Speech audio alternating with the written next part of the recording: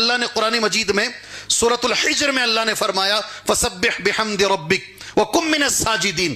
اے اللہ کے نبی صلی اللہ علیہ وسلم آپ تسبیح بیان کیجئے. فسبح بحمد ربک اپنے پروردگار کی تعریف کیجئے. فسبح بحمد ربک وکن من الساجدین اور آپ خود سجدہ کرنے والوں میں ہو جائیے.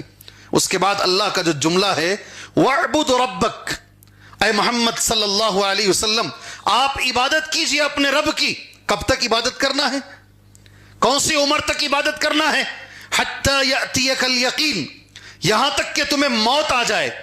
آخری سانس تک بھی، ملک الموت جان نکالنے تک بھی، اگر آپ بستر پر بھی ہیں، اگر آپ ایڈمٹ ہیں، مرنے سے پہلے بھی ہمیں عبادت کرنا ہے.